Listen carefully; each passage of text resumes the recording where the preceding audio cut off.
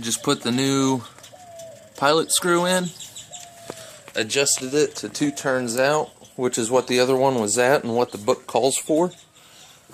Let's see how it goes.